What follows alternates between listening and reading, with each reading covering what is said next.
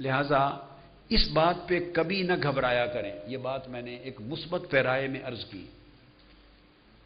اس بات پہ گھبراہٹ نہیں ہونی چاہیے کہ تمام اکابر علماء اور تمام بڑی بڑی شخصیتیں، ان ساروں کا کسی ایک پر یا کسی معاملے میں اتفاق رائے کاملاً کیوں نہیں ہو جائے تو بڑی نعمت ہے. ہو جائے تو بڑی نعمت ہے، غنیمت ہے، اس میں خیر ہے، صلاح ہے. لیکن اگر بعض معاملے پر کسی کا کسی سے اختلاف بھی رہے تو وہ اختلاف اتنی زیادہ پریشانی کا باعث نہ بنے، صرف اتنا اہتمام ہو کہ اختلاف کبھی مخالفت نہ بنے. اختلاف رہے، ان کا سوال تھا، اختلاف رہے تو رحمت ہے، اگر وہ خلاف بن جائے تو زحمت ہے. بس ہم اختلاف اور خلاف کی جو حد ہے، فاصلہ اور فرق، اس کو اگر مٹا دیں تو نقصان ہے، امت کا بھی مسلک کا بھی. ہم نے بالعموم اختلاف اور خلاف کے فاصلے کو مٹا دیا ہے.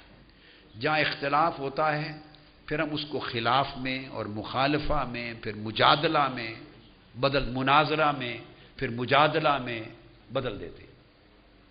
بس اگر یہ اگلے مرحلے طے نہ ہو، اختلاف علمی ہو تو حرج نہیں. علمی اختلاف صحابہ کرام کے درمیان بھی ہوتے تھے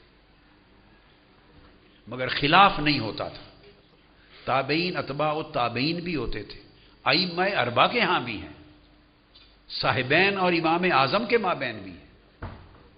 مگر صرف شیوا یہ تھا علم کا کہ وہ اختلاف رہتا، خلاف نہ بنتا، اس لیے وہ رحمت رہتی. تو پہلا قاعدہ اتحاد اور باہمی یگانگت کے لیے تو یہ ہے، اگر ہم یہ بات دل میں بٹھا لیں کہ کبھی بھی کسی علمی اختلاف کو باہمی خلاف میں نہیں بدلیں گے تو پھر اختلاف نقصان دہ نہیں رہتے. ایک بنیادی بات.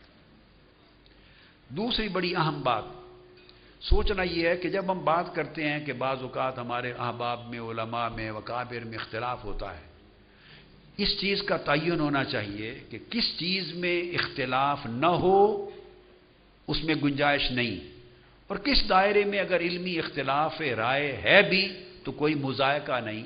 یہ تفریق ہونی چاہیے. اختلاف اصول میں نہیں ہونا چاہیے اور قطعیات میں نہیں ہونا چاہیے. اگر فروع میں بات ہے اور ظنیات میں ہے تو اختلاف شریعت اسلامیہ میں اور مسلک اہل سنت میں اور سواد اعظم کے ہاں کبھی بھی مذائقے کا باعث نہیں ہوا. اہل سنت سے خارج کوئی شخص اس وقت ہونا چاہیے جب وہ عقیدہ میں اصول پر مختلف ہو یا قطعیات میں مختلف ہو، پھر وہ خارج ہے. اگر ہم سارے ایک چیز طے کر لیں،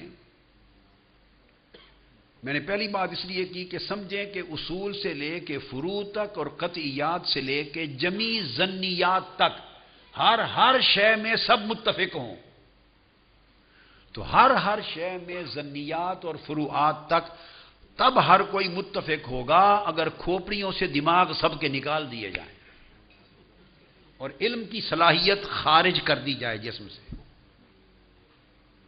اگر سارے ٹوٹلی علم سے عاری ہو جائیں اور سوچ سے، تحقیق اور صلاحیت سے محروم ہو جائیں تو پھر ہر چیز پر کامل اتفاق ہوگا.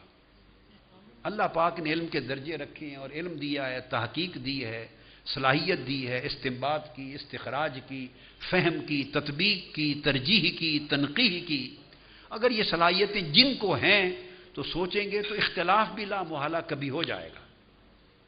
اب صرف یہ تعین ہونا چاہیے لاکھ اختلاف بھی ہوں، اگر فروع میں اور ظنیات میں تو ایک اس بات پہ اجماع ہونا چاہیے کہ اسے مسلک سے خارج نہیں کہا جائے گا، دشمنی نہیں ہوگی، اس کے خلاف مخالفت نہیں ہوگی، کلمہ نہیں کہا جائے گا اس کے خلاف.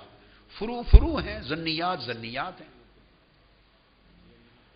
ایک کسی کو مسلک سے خارج کی، یہ ہمارے مسلک اہل سنت سے خارج ہو گیا، یہ صحیح العقیدہ نہیں، یہ بہت بڑی بات ہوتی ہے. کسی کے بارے میں ایسا کہہ دینا بڑی جسارت کی، ہمت کی بات ہوتی ہے. بڑے جگر گردے دل والے لوگ کہہ سکتے ہیں ہمارے جیسے کمزور دل والے لوگ تو ایسی بات نہیں کہہ سکتے کسی مسلمان کو. تو اگر یہ نوبت ہو کہ کوئی مسلک میں عقیدہ میں سواد اعظم، اور اس کا تعین آپ کو اور مجھے نہیں کرنا ہوتا،